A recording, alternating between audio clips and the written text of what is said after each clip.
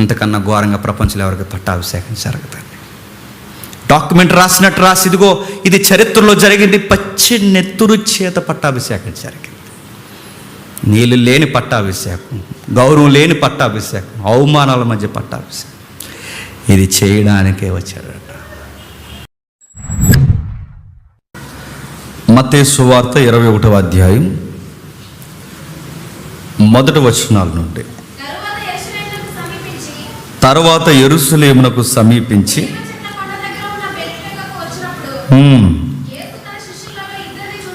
యేసు తన శిష్యులలో ఇద్దరిని చూసి, మీ ఎదుటనున్న గ్రామమునకు వెళ్ళుడి, ఎల్లగానే కట్టబడి ఉన్న ఒక గాడిదయు వాటిని విప్పి నా యొద్దకు తోడుకొని రండి. ఎవరైనాను మీతో ఏమైనా అనిన ఎడల అవి ప్రభువునకు కావలసి ఉన్నవని చెప్పవలెను. వెంటనే వాటిని తోలిపెట్టమని వారితో చెప్పెను. ప్రవక్త వలన చెప్పబడినది నెరవేరినట్లు ఇది జరగెను. అది ఏమనగా, ఇదిగో నీ రాజు సాత్వికుడై గాడిదను, భారవాహక పశువు పిల్లైన చిన్న గాడిదను ఎక్కి నీ యొద్దకు వచ్చుచున్నాడని సీమోను కుమారుతో చెప్పుడి అనున్నది. శిష్యులు వెళ్ళి అది చెబుతూ 12వ వచనం నుండి, యేసు దేవాలయంలో ప్రవేశించి క్రయ విక్రయములు చేయు వారిని అందరినీ ఎలగొట్టి రోకలు మార్చి వారి బల్లలను గువ్వలను అమ్మి పీఠములను పడదోసి, నా మందిరము ప్రార్థనా మందిరం అనబడును అని రాయబడి ఉన్నది, అయితే మీరు దాన్ని దొంగల గృహగా చేసిన వారనెను. గుడ్డివారును కుంటివారును దేవాలయములో ఆయన వద్దకు రాగా ఆయన వారిని స్వస్థపరచెను. కాగా ప్రధాన యాజకులను శాస్త్రులను ఆయన చేసిన వింతలను, దావీదు కుమారునికి జయము అని దేవాలయములో కేకలు వేయుచున్న చిన్నపిల్లలను చూసి కోపంతో మండిపడి, వీరు చెప్పుచున్నది వినుచున్నావా అని ఆయనను అడిగిరి. అందుకు యేసు, వినుచున్నాను. బాలుర యొక్కయు చంటి పిల్లల యొక్క నోట స్తోత్రము సిద్ధింపచేసినాను మాట మీరెన్నడూను చదవలేదని వారితో చెప్పి. ఆగుదాం. చదివిన సందర్భంలో నిజాయితీగా ఒప్పుకుందాం. మనకేమైనా అర్థమైందా? సిగ్గు లేకుండా ఒప్పుకుందాం. మనకేం అర్థమవుతుంది? ఈ వాక్యాలు మనం ఎన్నిసార్లు చదివినను బహుశా ఇది సీజనల్గా చదివే వాక్యాల్లా చేసేసారు. ఇప్పుడు లెంట్ డేస్ జరుగుతుంది కదండి. అసలు ఈ లెంట్ యొక్క మూలాలు ఏంటో చెప్పాలనుకున్నాను, కానీ కొంచెం ఇబ్బందికరంగా ఉంటుందని ఆపేశాను. ఆల్రెడీ యూట్యూబ్లో ఎప్పుడో ఒక 2 years బ్యాక్ చెప్పాను, వీలైతే వినండి. అసలు ఈ లెంట్ అనేది, లెంటిన్ అనే పదం ఎలా వచ్చింది, దీని మూలాలు ఏంటి, ఇవన్నీ మనం ధ్యానించాం. సరే, ఈ లెంట్ టైంలో ఎక్కువగా ధ్యానించే సందర్భాల్లో ఇది ఒక సందర్భం. బహుశా నెక్స్ట్ వీక్ ఈ సందర్భమే మాట్లాడుకుంటారు అందరూ. రాబోతున్న వారంలో అందరూ ఈ సందర్భాన్నే మాట్లాడతారు. ఈ సందర్భం అటు యూదులకి సరిగ్గా అర్థం చేసుకోవడంలో విఫలమైపోయారు. ఈ సందర్భాన్ని ప్రతి ఏడాది చదువుకుంటున్న క్రైస్తవులు అని చెప్పుకుంటున్న కొందరు, మెజారిటీ పొరపాటు పడుతున్నారు. ఏముంది ఈ సందర్భంలో అంటే 2 ఉన్నాయి. ఏముందంటే, ఒకటి పట్టాభిషేకం ఉంది, 2 ప్రక్షాళన ఉంది. ఏంటట? పట్టాభిషేకము, ప్రక్షాళన. ఎప్పుడో ఇది ధ్యానించిందండి మీ రాజమండ్రి కొత్త కనుక మళ్ళీ ఒకసారి చెప్తాను. పట్టాభిషేకము, ప్రక్షాళన. పట్టాభిషేకము, ప్రక్షాళన అంటే ఈ 2 చేయడానికి ఆయన వచ్చాడా అంటే, ఎస్, ఈయన పక్కా ప్లానింగ్తో వచ్చాడు.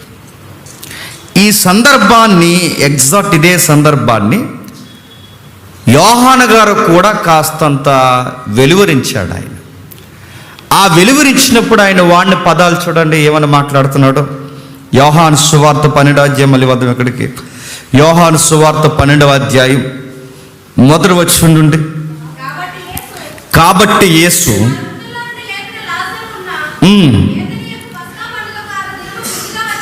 బేతనియాకు పస్కా పండుగకు 6 దినములు ముందుగా వచ్చాడు. ఎన్ని రోజులు ముందు వచ్చాడట? 6 రోజులు ముందు వచ్చాడట. ఈ 6 రోజులు ముందు వచ్చినప్పుడు 2 రోజులు 2 ముఖ్యమైన పనులు చేశాడు. ఆ 2 ముఖ్యమైన పనులు, ఒకటి పట్టాభిషేకం, 2 ప్రక్షాళన.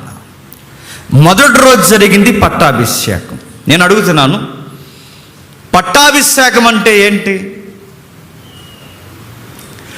రాజుగా ప్రమాణ స్వీకారం చేసి డిక్లేర్ చేయడం, అది కదా పట్టాభిషేకం అంటే.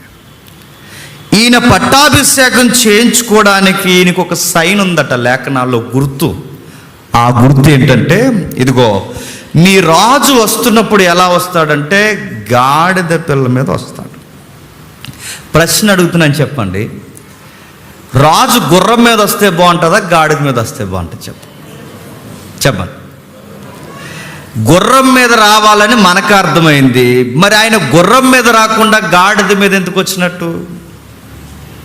కొంచెం చరిత్ర తెలియాలి.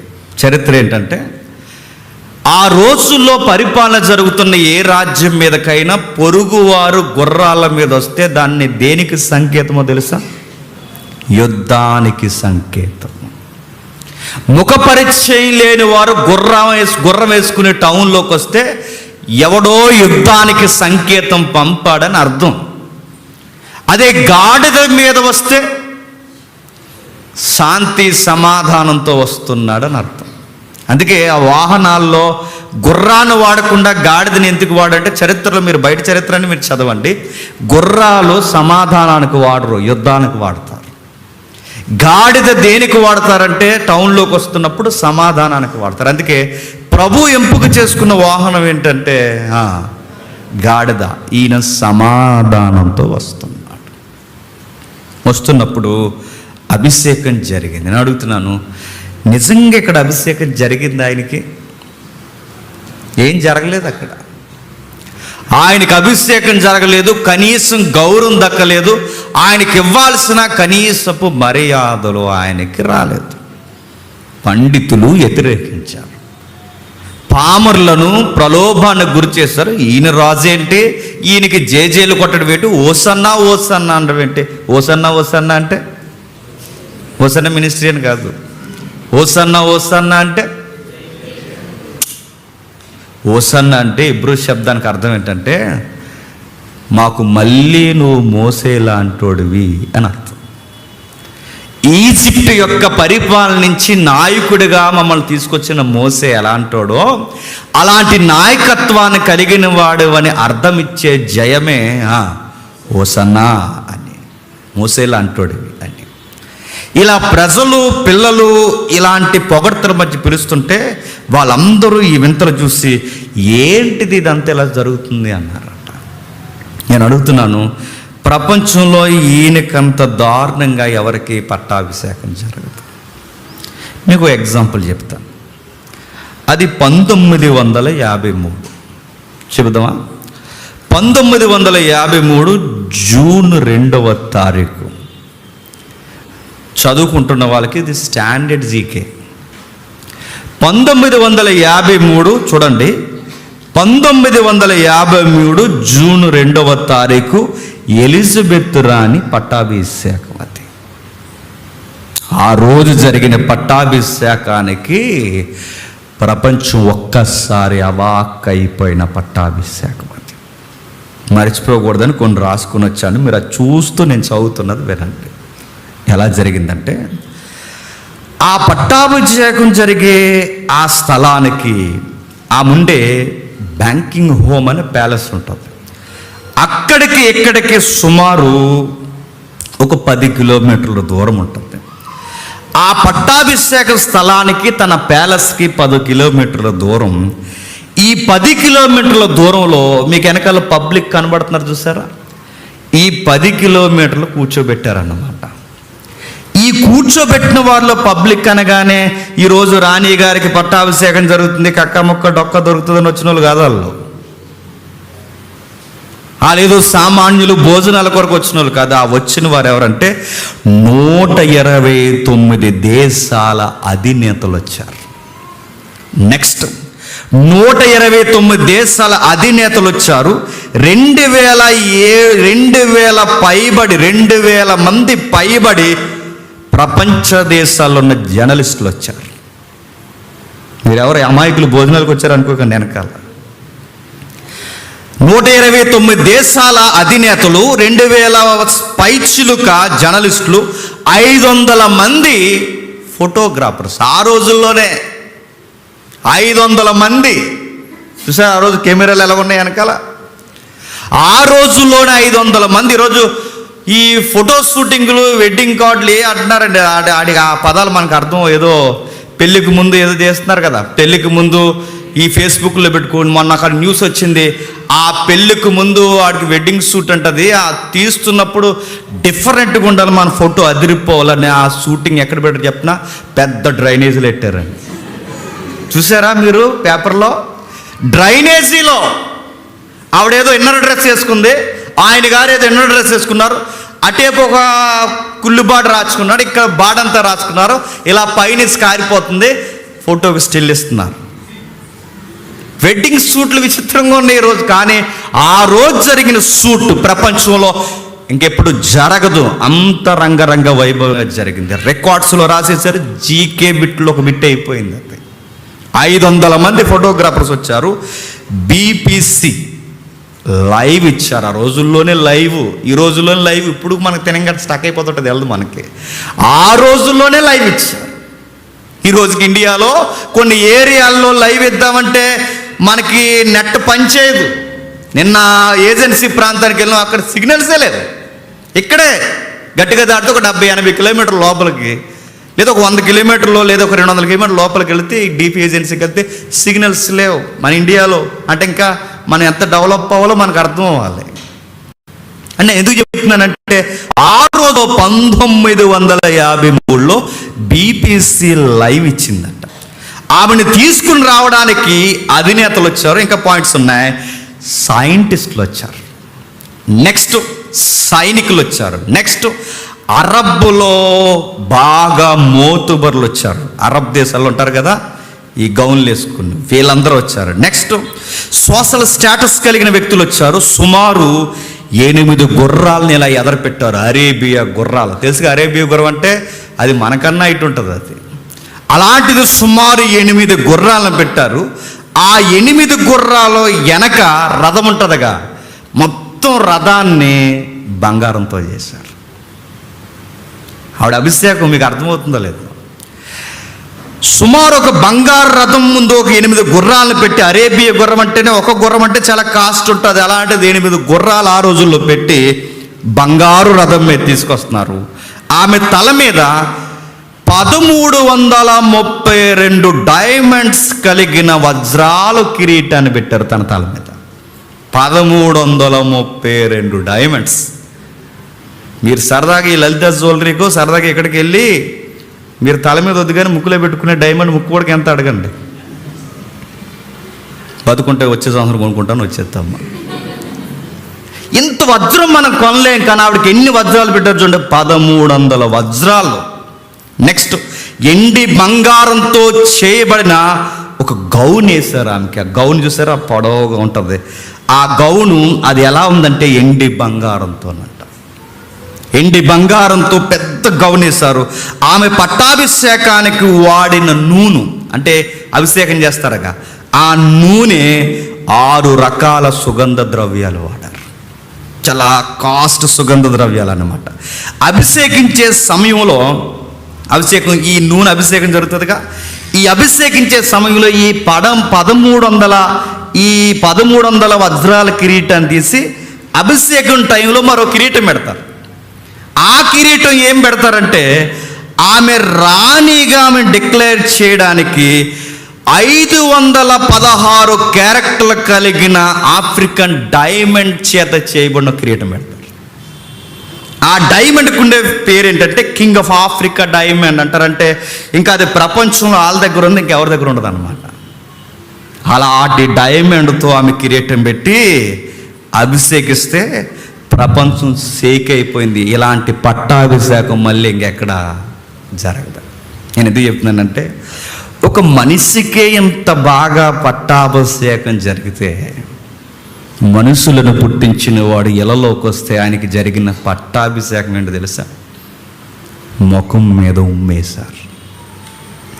ఒక మనుష్యుడికే ఇంత రంగరంగ వైభవంగా మనుషులకి ఇంత పట్టాభిషేకం జరిగితే ఆయనకి జరిగిన అక్షరాల భూత భవిష్యత్తు వర్తమాన కాలాల్లో ఉన్నవాడు, కోటాను కోట్ల నక్షత్రాలు కలిగించిన వాడు, వజ్రాలకి వైడూర్యాలకి కారకుడు అట్టివాడు భూమి మీదకి వచ్చి 33.5 సంవత్సరాలు ఈ భూమి మీద బతికితే ఆయనకి చెలించిన ఆ యొక్క పట్టాభిషేకం ఉమ్ముల చేత పట్టాభిషేకం చేశారు. మాసిన వస్త్రాల చేత పట్టాభిషేకం చేశారు. ప్రపంచంలో ఎవరికి జరగనంత దేనత్వంలో పట్టాభిషేకం జరిగింది. ఈ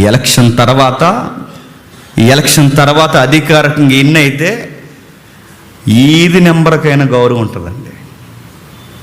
పంచాయతీ ప్రెసిడెంట్కైనా చాలా గౌరవంగా పట్టాభిషేకం జరుగుతుంది. ముఖ్యమంత్రికి గవర్నర్ ద్వారా పట్టాభిషేకం జరుగుతుంది. కేంద్ర మంత్రులకి గవర్నరు ఆ పైన అధికారుల చేత పట్టాభిషేకం జరుగుతుంది. కానీ లోకల్లో ఉన్న ఒక నెంబర్కి జరిగేంత పట్టాభిషేకం కూడా యేసుక్రీస్తు వారికి జరగలేదు. చాలా దీనంగా కడు దీనత్వంతో దిగువ మనుషుల కన్నా అధ్వానంగా యేసుప్రభు వారికి పట్టాభిషేకం జరిగింది కాదు, అలా జరగాలని ఆయన ఇష్టపడ్డాడు. ఎందుకు ప్రభువా అంటే ఒక మాట ఉంది ఆయన దగ్గర, నీ కోసం చెప్పండి, నా కోసం. ప్రభు నువ్వెందుకు వజ్రాలను కడిగించావు, బంగారాలను కడిగించావు, ఈ అన్నిటికీ సమస్త భూమి నీదే కదా, నువ్వెంత దీనత్వం ఏంటి ప్రభు అని అడిగితే ఆయన అంటాడు, ఈ దీనుల దగ్గరకు వచ్చి నేను దీనంగా ఉండాలనుకున్నాను కనుక అంత తగ్గించుకున్నాడు ఆయన. నేను అడుగుతున్నానండి, మనమే కనుక ఈ సంఘం మొత్తానికి నువ్వే పెద్దవే అని మిమ్మల్ని ఎవరినొకరిని పెట్టాను అనుకోండి, మీరేం చేస్తారు చెప్పండి? లార్డ్లా ఫీల్ అవుతాం. ఏం చేస్తాం? ఏంట్రా అది ఇంకా మడతట్లేదేంటి? గౌరవం లేకుండా పోతుంది, సభ గౌరవం లేదు. ఎంత బిల్డప్ ఇద్దాం? నలుగురు ఉన్న దగ్గరే మనం ఎంత బిల్డప్ ఇద్దామండి? నేను అడుగుతున్నాను, ప్రపంచాన్ని కలగజేసిన వాడు ఈ భూమి మీదకి వచ్చినప్పుడు పేదోళ్ళ కన్నా కడు పేదరికంలో దిగిపోయొచ్చాడట. బాధాకరమైన విషయం, ఈ ప్రపంచానికి జరిగిన ఏ పట్టాభిషేకం కన్నా అన్నిటికన్నా లాస్ట్ ప్లేస్లో ఉండేది ఆయనదే. ఎవరికి తెలియని మినిస్ట్రీ చేయడానికి వచ్చాడు ఆయన. 2 పాయింట్స్ గుర్తుపట్టండి. 30 సంవత్సరాలు సైలెంట్ మినిస్ట్రీ చేశాడు. ఎన్ని సంవత్సరాలు? 30 సంవత్సరాలు. అది నిశ్శబ్దమైన పరిచర్య. 3.5 సంవత్సరాలు సౌండ్ మినిస్ట్రీ చేశాడు, బహిరంగ పరిచర్య. 30 సంవత్సరాలు నిశ్శబ్దమైన పరిచర్య, 3.5 సంవత్సరాలు ఇదిగో బహిరంగ ప్రకటనతో కూడుకున్న పరిచర్య. ఈ 2 పరిచర్యలు జరుగుతున్నప్పుడు 30 సంవత్సరాల పరిచర్య ఏం చేశాడు? అది కనబడిన పరిచర్య, నిశ్శబ్దమైన పరిచర్య. ఆయన 2 స్థలాల్లో ఉంటాడు. ఆ 30 సంవత్సరాల పరిచర్యలో ఆ 2 స్థలాల్లో మనం కూడా ఉంటాం. ఆ 2 స్థలాలతో కూడుకున్న పరిచర్య ఏంటి? ఆ 30 సంవత్సరాల పరిచర్య. 1 ఇంట్లో ఉంటాడు, 2 చెప్పండి, తన తండ్రి కాని తండ్రి పనిచేసే రంపపు కొట్లో పనిచేసే దగ్గర ఉంటాడు. ఎక్కడ ఉంటాడు? 1 పనిచేసే స్థలంలో ఉంటాడు, 2 చెప్పండి ఇంట్లో ఉంటాడు. ఈ 2 ప్లేసుల్లో సైలెంట్ మినిస్ట్రీ చేశాడు ఆయన. అంటే ఆయన ప్రవర్తనే మినిస్ట్రీ, ఆయన వ్యక్తిగత జీవితం. నేను మళ్ళీ అడుగుతున్నాను, మన ఇద్దరం లేదా నువ్వైనా నేనైనా ఎవరైనా మనం అందరూ 2 స్థలాల్లో గడుపుతాం. ఎక్కడ చెప్పండి? 1 ఇంట్లో ఉంటాం, లేకపోతే పనిచేసే స్థలంలో ఉంటాం. ఈ 2 దగ్గర దేవుడు మనం చూస్తాడంట. నువ్వు ఇంట్లో ఏం చేస్తున్నావు? బాత్రూంలో కూడా ఫోన్ అట్టుకెళ్ళిపోతున్నావా? చూస్తాడు ఆయన. నువ్వు ఇంట్లో ఏం చేస్తున్నావు? నువ్వు మొబైల్ ఆన్ చేసుకుని ఇంటికి వెళ్ళి ఏం చేస్తున్నావు అంటే, యేసుక్రీస్తు వారు సశరీరిగా ఇలలోనికి వచ్చినప్పుడు తన ప్రియసుతుడు తన ఇంట్లో తన వ్యక్తిగత దినచర్యల్లో తన తండ్రికి చాలా నమ్మకంగా ఉన్నాడు. మనకి సేఫెస్ట్ ప్లేస్ ఏంటి చెప్పండి? మనకి అత్యంత సురక్షితమైన స్థలం ఏంటి చెప్పండి? మన ఇల్లే కదండి. మన ఇంట్లో చాలా ఓపెన్గా ఉంటాం, కానీ ప్రభు చెప్తున్నాడు, నేను అక్కడే చూస్తాను, నేను నీ బెడ్రూమ్లో చూస్తాను, నువ్వు నిద్రపోయే మంచం మీద చూస్తాను, నువ్వు ఎలా ఉన్నావో చూస్తాను, నీ మొబైల్ వాడకం చూస్తాను. నేను మళ్ళీ చెప్తున్నాను, తన తండ్రికి తన కొడుకు తన కుమారుడు ఆ స్థలంలో చాలా నమ్మకంగా ఉన్నాడు. సైలెంట్ మినిస్ట్రీ అంటారు దాన్ని. 2, ఆయన పనిచేసే స్థలంలో ఉంటాడు. ఎక్కడ? తన తండ్రి కాని తండ్రికి ఒక కొట్టు ఉంది, రంపపు కొట్టు లేదా రంపపు పొట్టు మధ్య పనిచేస్తాడు, అక్కడ ఉంటాడు. అక్కడున్న ఆయన ఏం చేస్తాడు? ఇప్పుడు యోసేపు గారు ఉన్నారు, తన కొడుక్కి కొంత టైము ఈ దుకాణం అప్పగించి వెళ్ళాడు అనుకోండి, ఏం చేస్తాడండి? నమ్మకంగా పనిచేస్తాడు. ఒక వస్తువు తయారు చేస్తే మరి చరిత్రలో కొంచెం ఒక టాక్ ఉంది, యేసుప్రభు వారు తయారు చేసిన బల్ల అని. అది ఎంతవరకు అనేది దాని మీద ఎప్పుడు డిబేట్ చేయలేదు, కానీ ఒకవేళ ఏమైనా డిస్కషన్ చేస్తే తేలొచ్చు. ఆయన చేసిన వస్తువట చాలా నాణ్యంగా ఉంటుందంట. తన తండ్రికి సహాయకుడిగా ఉన్నప్పుడు చాలా నాణ్యమైన పని. నేను అడుగుతున్నాను, ఏదన్నా పని అప్పగిస్తే తినంగా చేస్తాం మనం, ఇంకోసారి చెప్పించుకునేలా చేస్తాం మనం. ఆ గిన్నె కడుగు అంటే అది కడగలేదని మనకు అర్థమవుద్ది, అలా ముంచి అలా తెచ్చేస్తారు. అంతే. ఈ బరకామి ఆ బరకాన్ని సిరిగిపోవడానికే కారణం మనం అవుతాం. ఆ కుర్చీ అయ్యి అది ఇరిగిపోవడానికి కారణమవుతాం.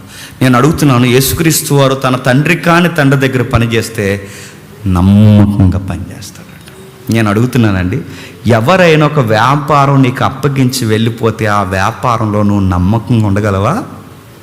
సైడ్ అయ్యేస్తావా? చెప్పు.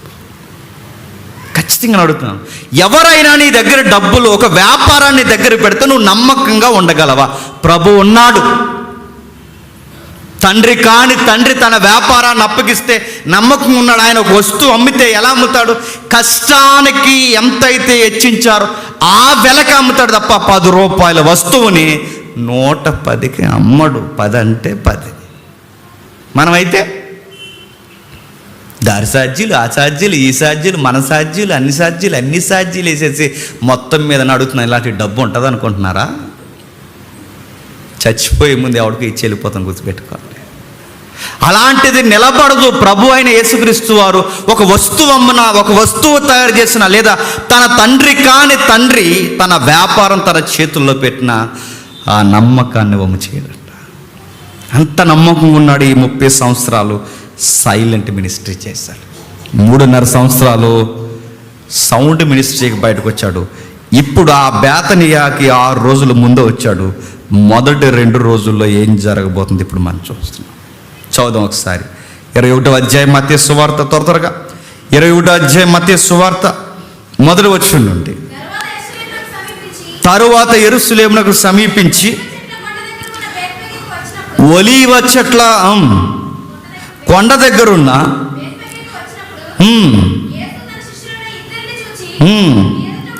మీ ఎదుటనున్న గ్రామమునకు వెళ్ళుడి,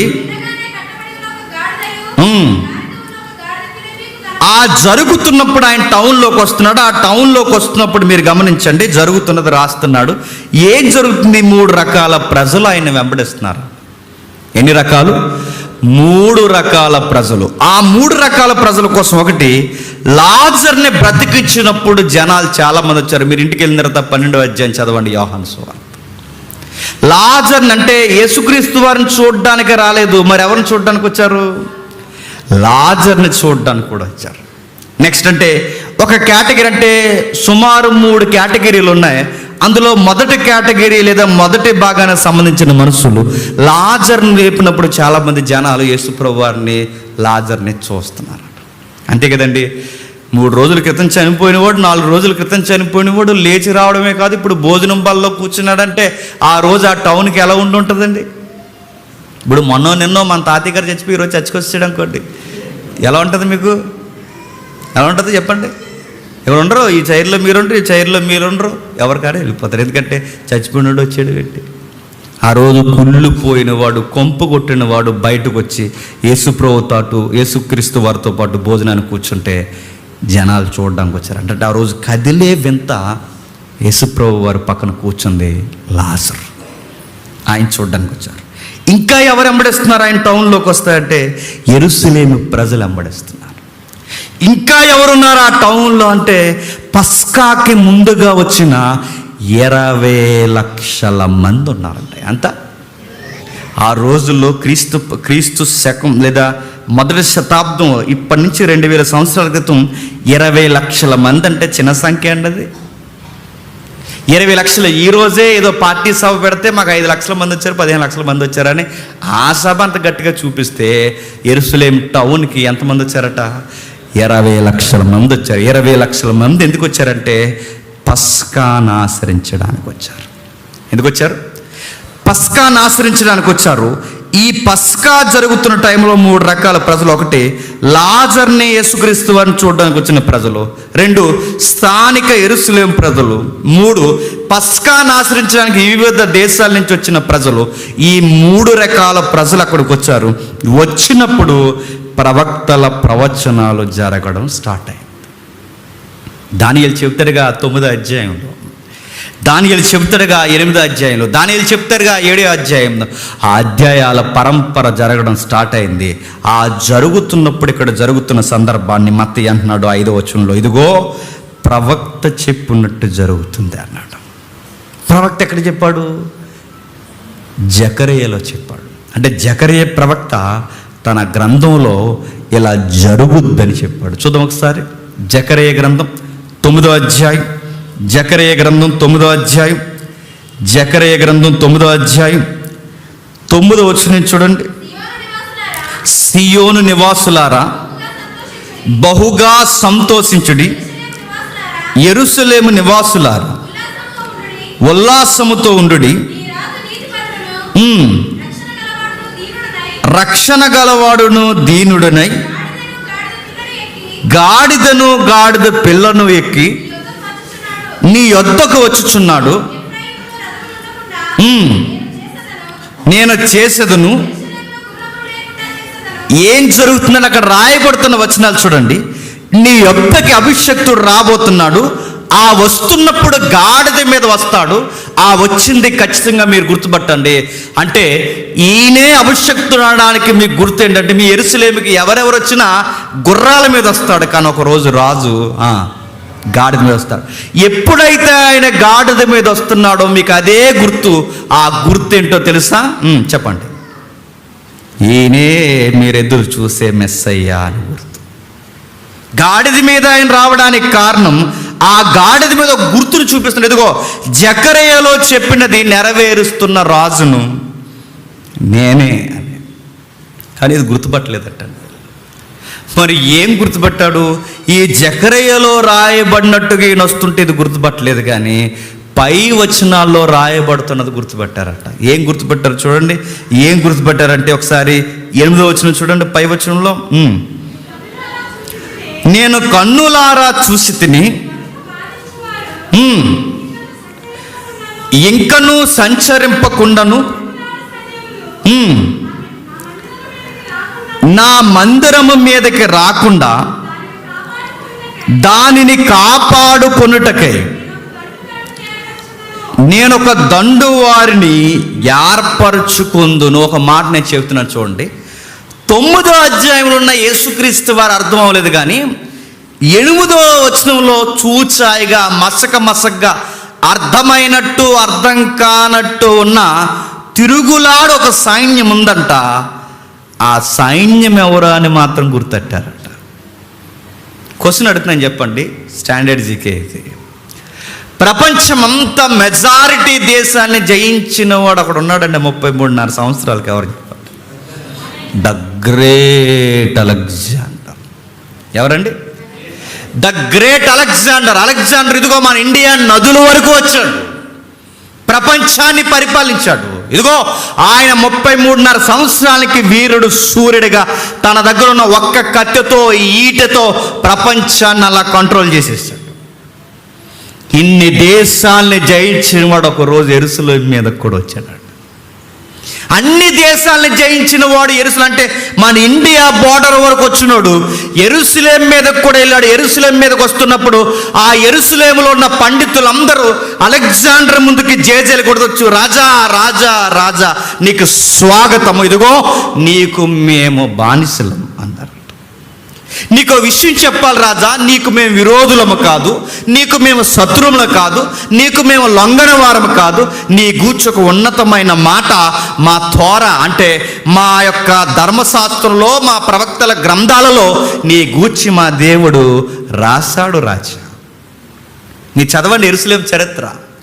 యెరూషలేం మీదకి అలెగ్జాండర్ వస్తున్న టైంలో వాళ్ళు కొన్ని వచనాలు చూపించే, రాజా నువ్వు వస్తావని మాకు తెలుసు, నేను కనిపెట్టుకుని మేము కూర్చున్న, ఇదిగో పండిత వర్గం అంతా, ఈ మా పండిత వర్గాలందరం మేము ముందే అంచనా వేస్తున్నాం, నువ్వు వస్తావు అని మాకు తెలుసు, ఆ వచ్చినది నువ్వే అని మాకు తెలుసు, ఇదిగో నీ గూర్చి మాకు రాయించాడు, ప్రపంచంలో తిరుగులాడుతున్న సైన్యము మీ దగ్గరకు వస్తారు, వాళ్ళు ఏమీ మిమ్మల్ని చేయరని చెప్పారని ఈ జకర్యా 9వ అధ్యాయంలో ఉన్న ఈ రెఫరెన్స్ ఈ జకర్యా గ్రంథంలో రెఫరెన్సు అలెగ్జాండర్కి చదివి వినిపించారంట. నా మాట మీకు అర్థమవుతుందా? అంటే చరిత్రలో అలెగ్జాండర్ యెరూషలేం మీదకి వెళ్ళినప్పుడు వీళ్ళు ఏం చేశారంటే ఈ వచనాన్ని ఎవరు కోట్ చేస్తున్నారు? అలెగ్జాండర్కి, ఇదిగో తిరుగులాడు సైన్యము నువ్వు వస్తావని మాకు చెప్పారు. ఇక్కడే కాదు, దానియేలు చెప్పాడు, ఇక్కడే కాదు, ఆ దానియేలు 2వ అధ్యాయంలో చెప్పాడు, నువ్వు మహారాజువని, ప్రపంచాన్ని పరిపాలిస్తావని, నువ్వు వస్తావని, మమ్మల్ని దర్శించినప్పుడు నీవు మమ్మల్ని ఏమీ చేయవని నీ గూర్చి ఒక మంచి సంకేతాలు మా గ్రంథంలో మేము నమ్మిన దేవుడు మాకు సెలవిచ్చాడంటే ఆడు మురిసిపోయి వెనక్కిపోయాడంటే ఎవరు? జకర్యా. నా మాట మీకు అర్థమవుతుందా? అలాగే రాయించాడా అని ఉంటాడు ఆ రోజు. అలాగే రాయించారు. రాజా మిమ్మల్ని మేము గౌరవిస్తున్నాం, మిమ్మల్ని వ్యతిరేకించు, మీరు మాకు గౌరవనీయులైన రాజులు అనగానే వెరీ గుడ్ బతికండి రాబ్బాయిలు వెళ్ళిపోయాడు. నేను ఎందుకు ఈ పాయింట్ చెప్తున్నానంటే ఈ రెఫరెన్సు అలెగ్జాండర్దా అవునా కాదన్నది పక్కన పెట్టండి, లేఖనానుసారంగా డిబేట్ చేస్తే. కానీ చరిత్రలో పరిసయ్యులు, సద్దుకయ్యులు లేదా పండితులు ఈ లేఖనాలు తర్జుమాలు చేస్తున్న వారు చరిత్రలో మాత్రం ఈ రెఫరెన్సు అలెగ్జాండర్ కోట్ చేసి అన్నారట, ఇది నువ్వే అన్నారట. ఇందులో మాకు కనబడుతున్న తిరుగులాడు సైన్యం నువ్వే. ఆ దానియేలు చెప్పింది ఆ గ్రీస్ అని ఉంటుందిగా, ఆ గ్రీకు ప్రాంతం నువ్వే. 10 కొమ్ముల మధ్య ఒక కొమ్ముగా లేస్తున్న ఆ కొమ్ము నువ్వే. నువ్వెవరో కాదు, నువ్వు అధికారం ఉన్న రాజువి నువ్వే, నిన్ను మేము గౌరవిస్తున్నాం అనగానే వాడు మురిసిపోయి వెళ్ళిపోయాడు. అంటే ఇక్కడ ఇంత క్లారిటీగా మనకు కనిపిస్తుందండి అలెగ్జాండర్ అన్నట్టు కనిపించట్లేదు.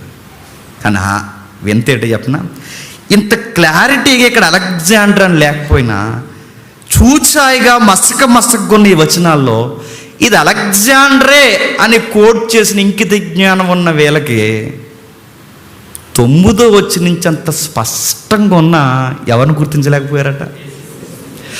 8వ వచనంలో ఉన్న అలెగ్జాండరో కాదో అవునో తెలియకుండా అలెగ్జాండర్ గుర్తించారు. కానీ 9వ వచనం నుంచి 12వ వచనం వరకు ఉన్న యేసుక్రీస్తు వారిని మాత్రం గుర్తించలేదట. అంటే ఈయన్ని ఎందుకు గుర్తించలేదు? ఎందుకంటే ప్రపంచంలో ఎవరికి పట్టాభిషేకం జరిగిన ఇలా జరగదు కనుక ఆయన గుర్తించలేకపోయారు. ఇంత గుర్తించలేని పరిస్థితుల్లో ఆయన దీనుడుగా భారవాహక జంతువుని ఎక్కి ఆ వాహనం ఎక్కి వస్తాడని ఇంత స్పష్టముగా రాయబడిన వాళ్ళ బుర్రలకు పనిచేయలేదంటే అలెగ్జాండర్ మీద ఉన్న గురి చెప్పండి అనంతాన్ని కలిగజేసిన ఆయన మీద లేదంట. అందుకే చూడండి, ఈ వచనాలు పక్కనే రాయబడ్డాయి.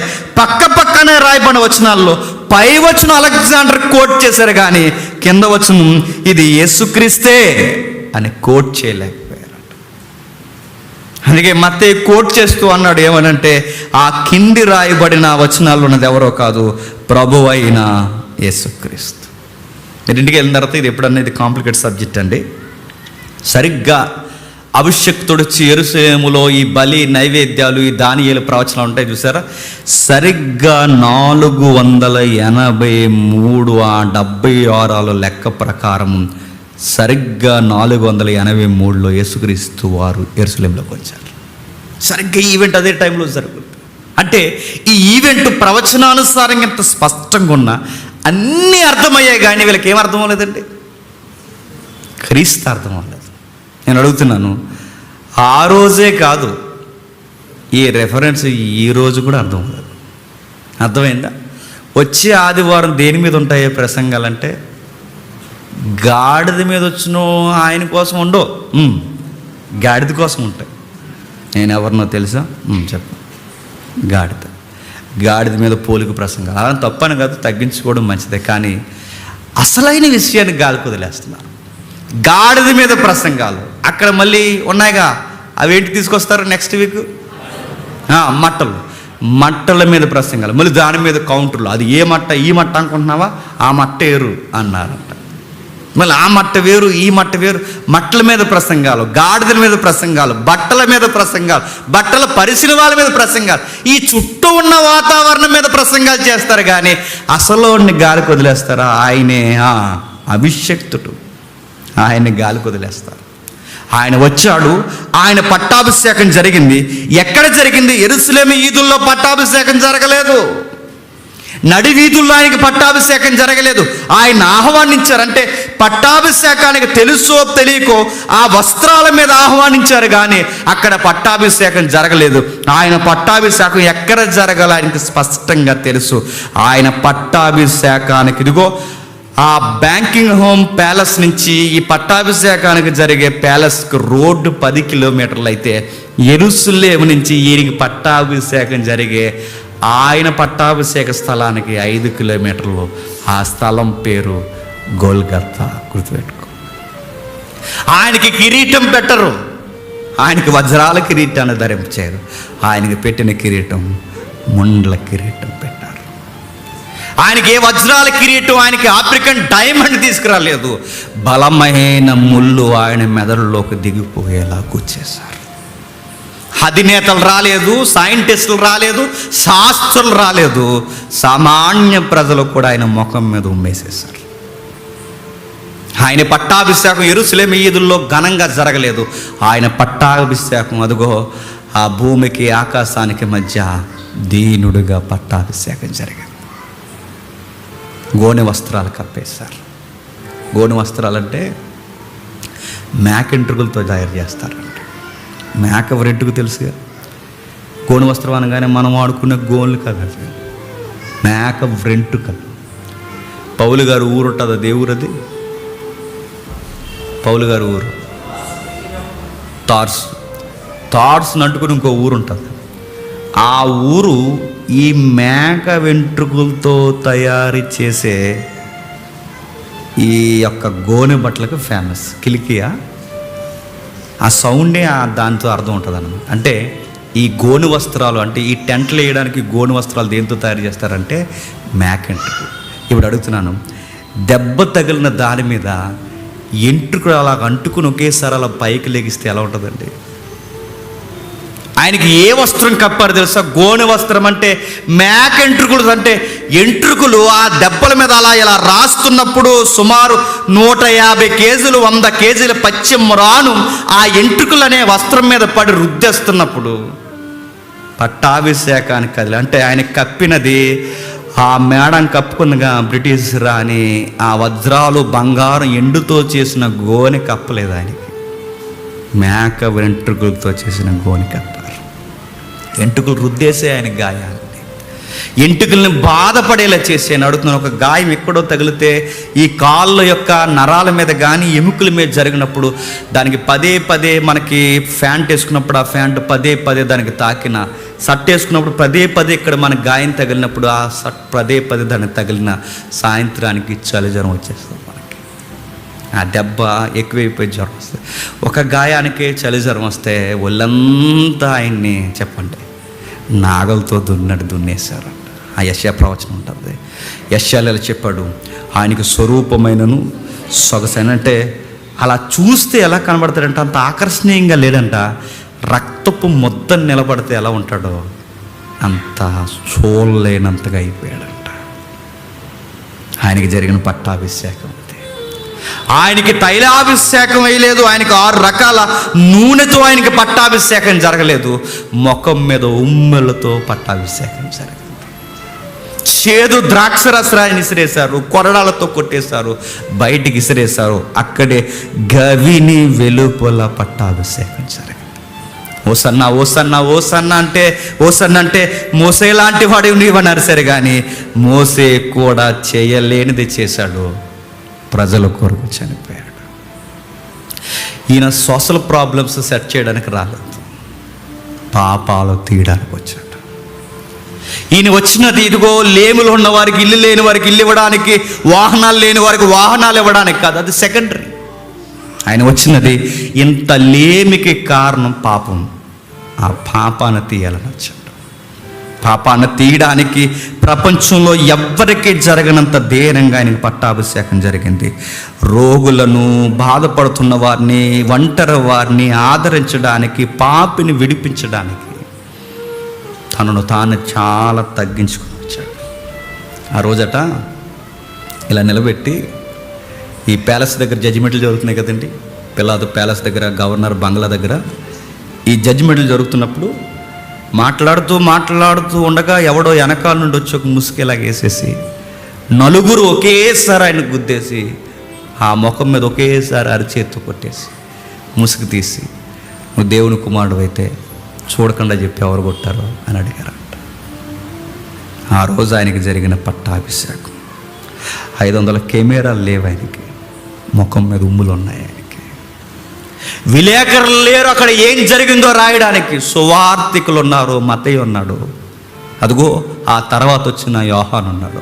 అక్కడ రాసిన ఆ తర్వాత వచ్చిన మిగిలిన తెలుసుకున్నవారు లూకా, మార్కు వీళ్ళు రాశారు. అక్కడ విలేకరులు లేరు. యథార్థ గాథని చూసి ఇదిగో మేడం గారికి ఇంత బాగా పట్టాభిషేకం జరిగింది అని జీకే బిట్ రాసినట్టు రాయలేదు. ఈ విలేకరులు ఎలా రాశారు చెప్పనా?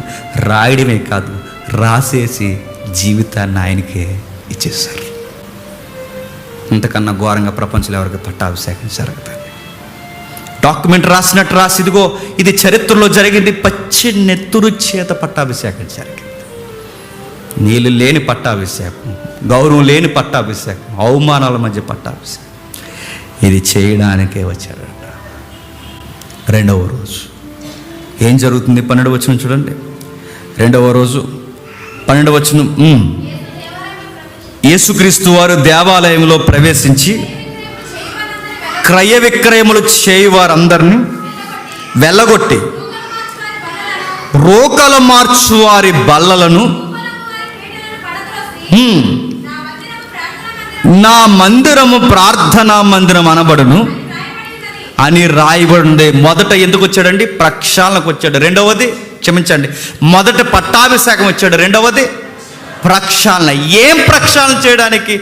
దేవాలయంలో వ్యాపారం జరుగుతుంది.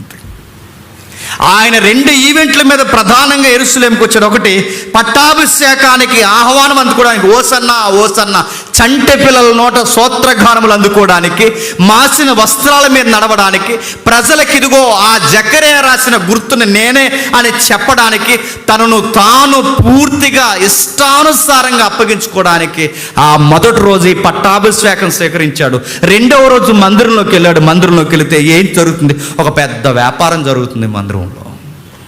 సొలొమోను ప్రార్థించి, ప్రభువా అనేక మనుషులు వచ్చి నీ నామాన్ని మహిమపరచాలని ఏ సొలొమోను ప్రార్థన చేశాడో ఆ ప్రార్థన చేసిన స్థలంలోనే గొప్ప వ్యాపారం జరుగుతుంది.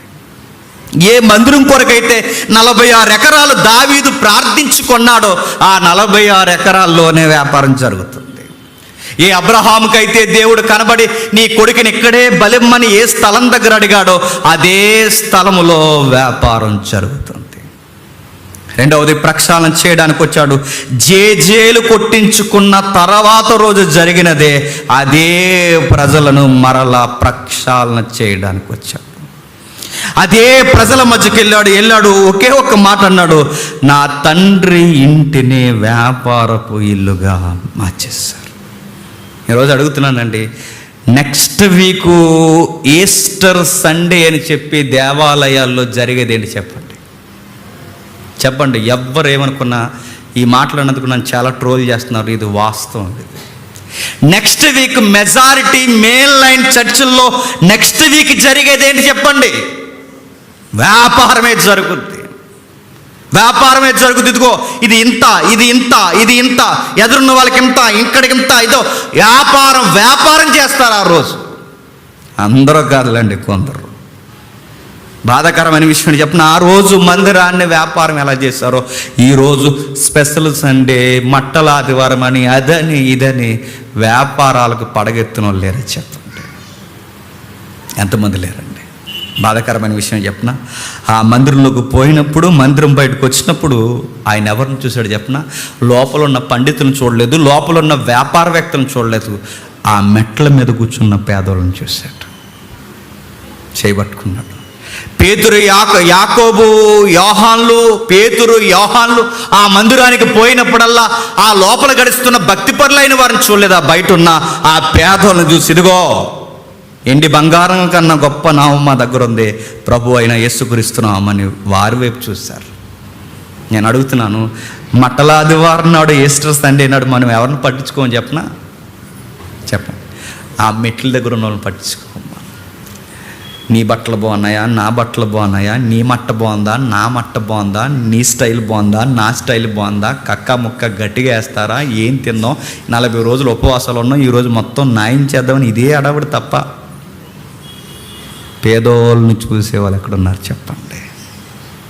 స్టైల్గా దిక్కుంటూ వెళ్ళిపోయి లోపల మళ్ళీ అడుగుతున్నాను, లోపల వేసేది 10, బయట వేసేది పేదోడు గనక ఆ 10లో మళ్ళీ తగ్గించి ఒక 2 రూపాయలు అడిగేసి వెళ్ళిపోతున్నారు. ఇదే ఈరోజు ఈస్టర్ సండే జరిగేది. ప్రతి ఏడాది జరిగేది ఏంటంటే ఆయనకి నచ్చిందే జరుగుతుంది. యెరూషలేములో ఆ రోజు అభిషేకం తర్వాత రోజు ఏం జరిగిందో ఈ మట్టల ఆదివారం పేరు మీద కూడా అదే జరుగుతుంది. కానీ నాణ్యంగా చేసే సంఘాలు ఉన్నాయిలేండి, జ్ఞాపకం చేసుకునే సంఘాలు ఉన్నాయి, కానీ మెజారిటీ సంఘాలు అన్న కైఫా లాంటి నాయకుల్ని కలిగిన సంఘాలు ఉన్నాయి. అన్న కైఫా గాళ్ళు ఏం చేశారండి? వాళ్ళు ఏమన్నా లేవి క్రమంలో వచ్చిన వాళ్ళండి? అన్నా కైఫా గాళ్ళు ఎలా వచ్చారు చెప్పిన? పక్కా రాజకీయ నాయకులతో తిరిగే వ్యక్తులండి అన్నా కైఫా గాళ్ళు ఇద్దరు. పక్కా రాజకీయ నాయకులతో తిరుగుతారు. ఆ రాజకీయ నాయకులతో తిరిగిన ఇద్దరు సిరియా గవర్నర్తో మాట్లాడి, ఇదిగో జెరూసలేం మందిరంలో మాకు ఎలాగైనా పోస్టింగ్ ఇప్పించండి అని. మరి ఆ రోజుల్లో ఎంత డబ్బులు కట్టారో తెలియదు, కానీ డబ్బులు కట్టి పోస్టింగ్ వేయించుకున్నారట. ఏ పోస్టింగు? యాజకుడి పోస్టింగ్. ఈరోజు కూడా నేను అడుగుతున్నాను, కొన్ని సంఘాల్లో లంచాలు ఇచ్చి పోస్టింగ్లు వేయించుకుంటారంటే మీరు నమ్మగలరా? ఎలాగన్నది నన్ను తిడతారులేండి. నిజంగానే దాని మీద నిజాయితీగా ట్రైనింగ్ అయ్యి, ఆ ట్రైనింగ్ అయిన తర్వాత మాకు పోస్టింగ్ ఇవ్వట్లేదు, మేము ఎంత బైబిల్ కాలేజీలో మేము ఎంత విద్యను అభ్యసించలేదు, ఇతను ఏ విద్య అభ్యసించలేదు, వీరికి ఎలా పోస్టింగ్ ఇచ్చేస్తారని మొన్న ఆ మధ్య గొడవ అయింది, మీరు చూసారు లేదో? యథార్థంగా ట్రైనింగ్ అయినా మాకు పోస్టింగ్ ఇవ్వట్లేదు, ఏ ట్రైనింగ్ లేని ఈయనకి ఎలా పోస్టింగ్ ఇస్తున్నారంటే ఆడ అన్న కైప, అందుకే అడిగిచ్చారు. అన్న కైపాలకి ఇస్తారు ఈరోజు పోస్టింగ్లు. ఎందుకంటే డబ్బులెట్టు కొనుక్కుని ఎవడైనా దేవాలయంకి వచ్చినోడు ఉంటే, మళ్ళీ చెప్తున్నాను, డబ్బు చేత పోస్టింగ్లు, డబ్బు చేత సేవా జీవితాన్ని ప్రారంభించినాడు ఎవడైనా ఉంటే ఆడు డబ్బు చేత సేవలోకి వచ్చాడు కనుక మళ్ళీ ఆడు సేవను కూడా చెప్పండి వ్యాపారమే చేస్తాడు. యథార్థంగా పరిచర్య చేసినాడు ఎవడైనా గుర్తుపెట్టుకున్నాడు, ఏది ఆశించడు, వాడు యథార్థంగా పరిచర్య చేసుకుంటూ వెళ్ళిపోతాడు. ఏం జరిగింది ఆ రోజు అంటే పట్టాభిషేకం కాలం ముందు జరిగింది. ఆ రోజు ఆయన చూడలేకపోయారు. పోనీ ఈ రోజు జరుగుతుంది, 2వ పట్టాభిషేకం రెడీగా ఉంది. మొదటి పట్టాభిషేకం సిలువ మీద జరిగింది, 2వ పట్టాభిషేకం రెడీగా ఉంది. ఎక్కడ జరుగుద్ది? ఆ ప్రకటన గ్రంథం 5వ అధ్యాయం చదువుతుంటే అర్థమవుతుంది.